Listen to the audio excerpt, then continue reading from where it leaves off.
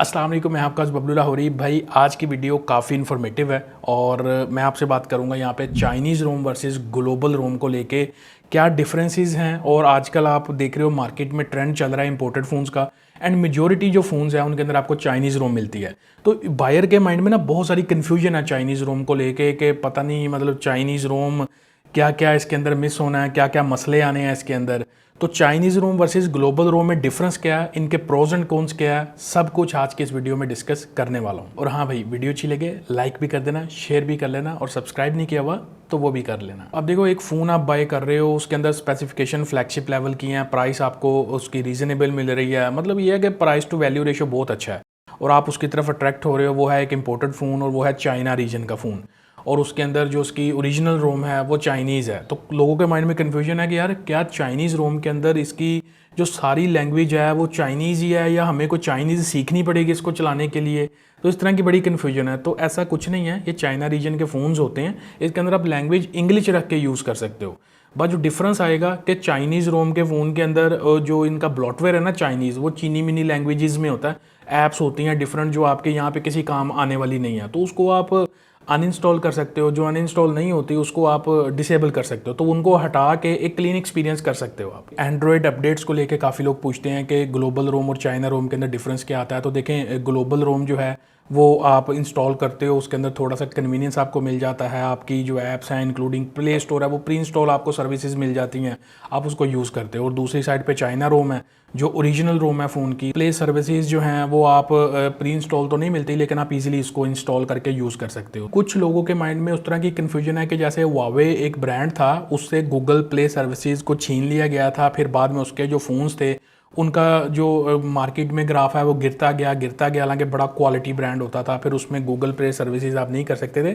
तो ये जो चाइनीज़ दूसरे वाले ये जो ब्रांड है ना, इनके अंदर ऐसा नहीं है। इनके अंदर प्री इंस्टॉल अगर नहीं भी आती गूगल प्ले सर्विसेज, आप उनकी ऐप मार्केट से इंस्टॉल कर सकते हो और इजीली हर ऐप गूगल की जो सर्विसेज हैं वो यूज़ कर सकते हो आप। तो ये तो यहाँ तक डिफरेंस है। और जो अपडेट्स हैं, जो चाइना रोम है ना वो फ़ोन की ओरिजिनल रोम है, उसके ऊपर ऑटो अपडेट्स आपको आ जाती हैं। और जो अगर आपने उसको ग्लोबल रोम के ऊपर कन्वर्ट करवाया हुआ है तो उसके ऊपर ऑटो अपडेट नहीं आती। अगर कोई नेक्स्ट वर्जन आएगा तो आपको मैनुअली या तो खुद फ्लैश करना पड़ेगा या फिर आपको मार्केट से जाके फ्लैश करवाना पड़ेगा। और उसके चक्कर में जो सबसे बड़ा ड्रॉबैक है ना वो ये है कि आपका जितना भी डेटा है ना, आपको बैकअप करने की जो हैजल है वो लेनी पड़ेगी। अगर आप नहीं लेंगे और नया वर्जन अपडेट करवाएंगे, आपका जो सारा डेटा है ना वो ग्लोबल रोम के अपडेट के चक्कर में लॉस्ट हो जाएगा। और जो चाइना रोम है उसके ऊपर क्योंकि ऑटो अपडेट आ रही है तो उसके अंदर ऐसा कोई सिनेरियो नहीं है, आपका डाटा भी सेव रहता है और फ़ोन भी अपडेट हो जाता है, और जो अपडेट पॉलिसी है फ़ोन उसके हिसाब से चल रहा होता है। और मेजॉरिटी ऑफ यूज़र्स जो है ना वो अक्सर ये पूछते हैं, यार ये क्या चाइनीज़ रोम चलाना सेफ़ है?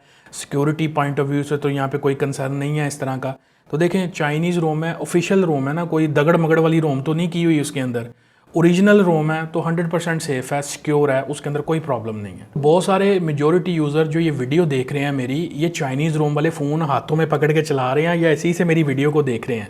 तो भाई आप लोगों का क्या एक्सपीरियंस है चाइनीज़ रोम के साथ? कोई मसला मसाइल आ रहा है किसी ऐप को यूज़ करते हुए, किसी सिस्टम नोटिफिकेशन को लेके, या कुछ भी फ़ोन के अंदर कोई इशू आ रहा है, या आपका एक्सपीरियंस अच्छा गया या बुरा गया?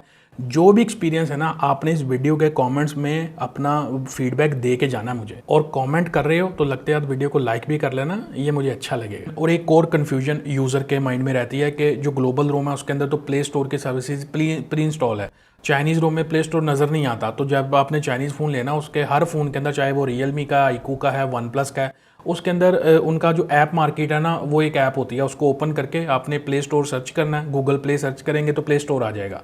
जब डाउनलोड करके इंस्टॉल कर लिया उसको, तो उसको ऑन करें, आईडी लगाएं, उसके अंदर हर तरह की ऐप आपको प्ले स्टोर से जिस तरह ग्लोबल रोम में मिलती है वैसे ही जब प्ले स्टोर ही चल गया तो फिर कोई मसला नहीं है। किसी थर्ड पार्टी सोर्स से आपको एप्लीकेशन डाउनलोड करके इंस्टॉल करने की ज़रूरत नहीं है, हर चीज़ आपको प्ले स्टोर के ऊपर मिल जाएगी।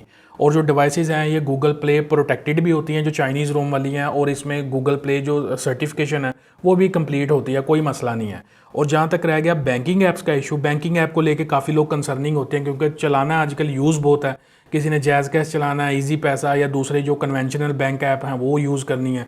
तो मैंने अभी तक जो इशू देखा ना, सिर्फ एक ही फ़ोन है, रेडमी का है टर्बो 4 प्रो, उसके अंदर बैंकिंग ऐप का इशू आया था, जो मैंने अपने रिव्यू में भी हाईलाइट किया हुआ है कि उसके अंदर जब आप स्कैन के ऊपर जाते हो ना बायोमेट्रिक, तो वो फ़ोन स्टक हो जाता है, उससे आगे नहीं जाता। लेकिन उसके बाद बहुत सारे फ़ोन्स हैं, जैसे रेडमी का ही है K80 है मेरे पास एक, मैंने उसके अंदर अपनी बैंकिंग ऐप चलाई है, हालांकि उसमें भी हाइपर ओएस है और एंड्रॉयड वर्जन 15 है 16 है गालबन, लेकिन उसके अंदर चल रही हैं सारी। सिर्फ एक ही फ़ोन के अंदर इशू था। मेजॉरिटी जो फ़ोन्स हैं उनके अंदर बैंकिंग ऐप्स भी चल जाती हैं, और जब प्ले स्टोर चल गया तो हर तरह की ऐप आपको प्ले स्टोर से डाउनलोड करनी है, थर्ड पार्टी वाली साइट पे नहीं जाना आपको। और चाइनीज़ फ़ोन को सेटअप करने से रिलेटेड बड़ी कन्फ्यूजन है लोगों के माइंड में कि यार ये ले लिया, फिर वो लैंग्वेजेस के बैरियर, कीबोर्ड के पता नहीं कौन कौन से इधर उधर आने। हालांकि बिल्कुल सिंपल प्रोसेस है, बहुत ज़्यादा लंबा भी नहीं है। फ़ोन लेना है, उसकी ऐप मार्केट में जाके पहले गूगल प्ले स्टोर आपने इंस्टॉल कर लेना है। वो इंस्टॉल हो गया, आपने उसके अंदर आईडी लगा लेनी है। जब प्ले स्टोर का साइन इन कर लिया आपने, फिर उसके अंदर से आपने 3 जो ऐप है ना वो ऑन द फर्स्ट प्लेस आपने डाउनलोड करनी है। एक तो है गूगल क्रोम को डाउनलोड कर लेना, और उसका जो प्री इंस्टॉल वाला चाइनीज़ ब्राउज़र है ना उसको आपने हटा के क्रोम को यूज़ करना है। अगर कुछ भी आपने वर्किंग करनी है तो चाइनीज़ आपको लैंग्वेजेस वो डिस्टर्ब नहीं करेंगी। सेकंड जो है मैसेजिंग जो ऐप है वो आपने गूगल वाली डाउनलोड कर लेनी है, और उसको ओपन करके आपने उसको by default messaging app select कर लेना। उसका फ़ायदा ये होगा कि अगर आप कोई बैंकिंग ऐप चला रहे हो या कोई इस तरह की ऐप है जिसने ऑटोमेटिकली एसएमएस में ओटीपी भेज के उसको फेच करना है ना, तो वो बाय डिफ़ॉल्ट पे अगर मैसेजिंग ऐप होगी गूगल वाली तो वो उसके लिए इजी है, वो वहाँ से इजीली फैचिंग कर लेती है। अगर वो प्री इंस्टॉल वाली ऐप है ना उसके अंदर उसको इश्यूज़ आते हैं। तो बस एक ये है। तीसरी ऐप है आपने जी बोर्ड को डाउनलोड कर लेना, या कोई भी आप इंग्लिश वाला कोई भी यूज़ करते हो, माइक्रोसॉफ्ट का भी एक स्विफ्टी के नाम से आता है, उसको डाउनलोड कर लो। तो ये जो चीज़ें हैं ना, कीबोर्ड को भी जब डिफ़ॉल्ट कर लेना है तो फ़ोन आपका सेटअप हो गया। उसके बाद चीनी मिनी ऐप को ठिकाने लगाओ और अपनी जो पसंद की ऐप्स जो आपने यूज़ करनी है उसको रखो, तो दैट्स इट। और इवन अगर आप एक ऐसा यूज़र है ना जिसको आप चाइनीज़ रोम वाला फ़ोन लेके उसको एक प्रॉपर सेटअप करके चीनी मिनी ऐप हटा के प्ले स्टोर इंस्टॉल करके जो उसकी ऐप मैंने आपको सेटअप के टाइम पे बताई है, जैसे क्रोम है, उसके अलावा जी बोर्ड है, या फिर आप मैसेजिंग ऐप इस तरह की सेटअप करके दे देते हो, वो डिफरेंस भी आपको नहीं बता सकता कि यार मतलब क्या डिफरेंस क्या आ रहा है, क्योंकि बैंकिंग ऐप्स भी चल रही हैं, हर चीज़ प्रॉपर चल रही है। और इंटरनेशनली भी जो है ना वो लोग चाइनीज़ रोम वाले जो फ़ोन्स हैं वो इसलिए प्रेफर करते हैं क्योंकि कंपैरेटिवली ग्लोबल रोम से ज़्यादा थोड़ी सी आपको स्मूथनेस इसके अंदर मिल जाती है, थोड़ा सा पर कॉस्ट इफेक्टिव होती है। जो चाइनीज़ रोम वाले फ़ोन है ना आजकल हर जगह पे घूम रहे हैं, जिस तरह पाकिस्तान में है इस तरह और भी कंट्रीज़ में है, बहुत सारे लोग प्रेफर करते हैं क्योंकि ये आपको प्राइस के अंदर सस्ते मिल जाते हैं और हार्डवेयर के अंदर लेवल की ये चीज़ आपको प्रोवाइड करते हैं। देखिए एक जो चीज़ है ना काफ़ी लोग कंसर्निंग होते हैं उसको लेके, चाइनीज़ रोम को लेके स्पेशली, वो है नोटिफिकेशन डिलेज़ वाला इशू। क्योंकि काफ़ी साइट पे जाएं तो इन्फॉर्मेशन इस तरह की है कि नोटिफिकेशन डिलेज आते हैं चाइनीज़ रोम में। हालांकि जो चाइनीज़ रोम है ना इसके अंदर मैंने जितने रिव्यू किए हैं मैंने उसके अंदर एक्सप्लेन किया था आपको कि जो बैकग्राउंड मैनेजमेंट है ना ऐप की वो थोड़ी अग्रेसिव होती है इनकी, जल्दी ऐप जो है ना वो स्लीप के ऊपर चली जाती है।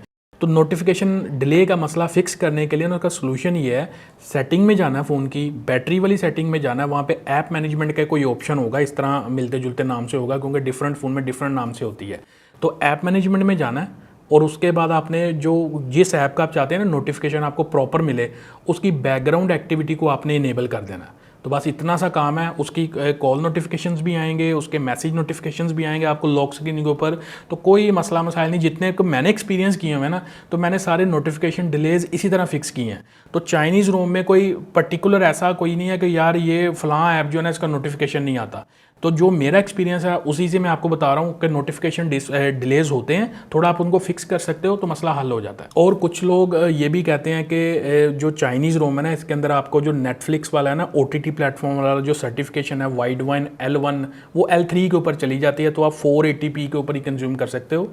हालांकि ऐसा नहीं है, चाइनीज़ रोम के अंदर जो ओरिजिनल चाइनीज़ रोम है उनके अंदर वाइड वन L1 की सर्टिफिकेशन अवेलेबल होती है। मैंने कई फ़ोन के रिव्यू में दिखाया भी हुआ है। तो आप अगर मल्टीमीडिया कंज्यूम करना चाहते हो तो क्योंकि डिस्प्ले इनके बड़े हाई क्लास के होते हैं, एमोलेड होते हैं, ओलेड होते हैं और रेजोल्यूशन भी बड़े ज़बरदस्त होते हैं, तो वाइड वन L1 आप OTT प्लेटफॉर्म पे कंज्यूम कर सकते हो। मेजॉरिटी जो मॉडल्स हैं जितने मैंने एक्सपीरियंस किए हैं वाइड वन L1 का कोई इशू नहीं आता, आप इनको यूज़ कर सकते हो। और इवन जो गूगल वॉलेट का सपोर्ट है वो मैंने यूज़ करके देखा है कुछ फ़ोन्स के ऊपर। गूगल जो प्ले वॉलेट है वो आप इजीली यूज़ कर सकते हो, NFC के ज़रिए टैप टू पे पेमेंट वाला जो सिस्टम है वो भी चलता है, वहाँ पे भी मुझे कोई इशू नहीं है जितना मैंने एक्सपीरियंस किया है। और एक बड़ा डिमांडिंग किस्म का फीचर है जो अक्सर लोग डिमांड कर रहे होते हैं एक फ़ोन से, और अक्सर मुझे पूछ रहे होते हैं हर रिव्यू के अंदर, यार इसके अंदर कॉल रिकॉर्डिंग मिल जाएगी चुपके वाली, आंटी तो नहीं बोलती इसके अंदर। और ये जो जितने भी चाइनीज़ रोम वाले फ़ोन है ना इसके अंदर मज़े की बात यह है कि इनका अपना डायलर होता है, गूगल डायलर नहीं है। तो गूगल डायलर है, गूगल वाली तो फिर आंटी आ जाती है ना, लेकिन जो अपना डायलर है ना उसके अंदर चुपके वाली कॉल रिकॉर्डिंग भी चल जाती है। नहीं तो अगर बॉक्स पैक के सिनेरियो में आप जाते हो तो वहाँ पे सिर्फ टेक्नो इन्फिनिक्स के ऐसे फ़ोन थे जिनके अंदर कॉल रिकॉर्डिंग आप चुपके वाली कर सकते हो। लेकिन टेक्नो इन्फिनिक्स का जो फ़ोन है वो हर बंदा ऐसा नहीं यूज़ कर सकता जिसने पहले कोई अच्छे फ़ोन चलाए हुए हैं, वो बाद में फिर टेक्नो इन्फिनिक्स के फ़ोन पे आएगा तो उसको सॉफ्टवेयर रिलेटेड बड़े कंप्रोमाइज़, क्वालिटी रिलेटेड बड़े कंप्रोमाइज़ देखने को मिलते हैं। तो ये जो चाइनीज़ रोम वाले फ़ोन है ना, इनके अंदर आपको गूगल डायलर नहीं मिलता, अपना डायलर है, चुपके वाली कॉल रिकॉर्डिंग भी मिलती है। एक और बड़ी इंपॉर्टेंट चीज़ है, कुछ लोगों के लिए वो कंसर्निंग हो सकती है और कुछ लोगों को उसके होने या ना होने से कोई फ़र्क नहीं पड़ता, और वो एक फ़ीचर है एंड्रॉयड का, एंड्रॉयड ऑटो।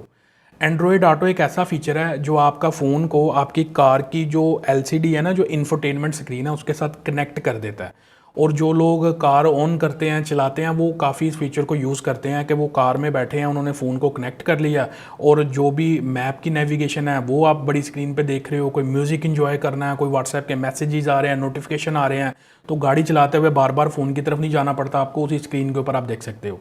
तो एंड्रॉयड ऑटो वाला जो फीचर है ना, ये पहले मेजोरिटी चाइनीज़ ऐप के अंदर, चाइनीज़ फ़ोन के अंदर नहीं होता था इनके सॉफ्टवेयर में, लेकिन विद टाइम इन्होंने अपडेट के साथ साथ ये जो चीज़ है ये पुश कर दिया। अब मैंने देखा है जैसे Realme GT6 चाइना है, OnePlus Ace 5 है, इनके अंदर एंड्रॉयड ऑटो का सपोर्ट है। अदर भी जो फ़ोन्स हैं नज़र आ जाता है मेजोरिटी। हाँ, थोड़ा बहुत कंपैटिबिलिटी इशू हो सकता है, समटाइम कोई कनेक्टिविटी या डिसकनेक्टिविटी हो गई, फीचर इसके अंदर ज़रूर अवेलेबल है। जिस तरह ग्लोबल रोम के अंदर एक प्री इंस्टॉल बाय डिफ़ॉल्ट वो सारा सेटअप अवेलेबल होता है ना, चाइनीज़ रोम में पहले नहीं था, लेकिन इन्होंने अपडेट के बाद अब ये चीज़ें पुश करना शुरू कर दी हैं। थोड़ा बहुत कहीं पे कंपैटिबिलिटी इशू हो सकता है, लेकिन ये फीचर अब चाइनीज़ रोम के अंदर अवेलेबल है, एंड्रॉयड ऑटो वाला। तो देखें, चाइनीज़ रोम वर्सेस ग्लोबल रोम को लेके जो चीज़ें मैंने एक्सपीरियंस की हैं, मैंने वो एक्सप्लेन कर दी, क्योंकि काफ़ी क्वेश्चन आ रहा था कि यार मेजर डिफरेंस क्या है। तो मेजर डिफरेंस या मेजर कौन मुझे ऐसा नहीं लगा। हाँ, बस Redmi Turbo 4 Pro में बैंकिंग ऐप का जो इशू था वो मैंने उसका रिव्यू में हाईलाइट किया। उसके अलावा किसी फ़ोन के अंदर चाइनीज़ रोम वाले में मैंने ये इश्यूज़ नहीं देखा। तो अच्छी प्राइस में मिलते हैं, अच्छे हार्डवेयर के साथ मिलते हैं, ऑफिशियली PTA अप्रूव भी हो जाते हैं, डब्बा पैक, डब्बा बंद जो लाशें हैं उनसे कंपैरेटिवली बहुत अच्छे हैं, यूज़र की रिक्वायरमेंट को मीट करते हैं। अगर किसी ने गेमिंग करनी है, किसी ने मल्टीमीडिया यूज़ करना है, किसी को मतलब अच्छे कैमराज भी डिसेंट चाहिए, तो वो इन फ़ोन्स के अंदर आपको मिल जाते हैं। तो आई होप कि चीज़ें क्लियर होंगी। स्टिल कोई क्वेश्चन हो तो नीचे कमेंट्स में मेरे से पूछ सकते हैं। और जो चाइनीज़ रोम के यूज़र हैं, जो मेजॉरिटी यूज़र आप यूज़ कर रहे हैं चाइनीज़ रोम, क्योंकि मार्केट में यही फ़ोन ट्रेंडिंग में चल रहे हैं, तो आपका जो डिटेल फीडबैक है ना, काइंडली आपने वीडियो के कॉमेंट्स में पोस्ट करके जाना है। और ये वीडियो ये तक थी। आई होप कि वीडियो में आपको कुछ हेल्पफुल इन्फॉर्मेशन मिली होगी। वीडियो अच्छी लगी हो तो लाइक शेयर सब्सक्राइब कर देना। मिलते हैं अगली वीडियो में। Thanks for watching. अल्लाह हाफिज़।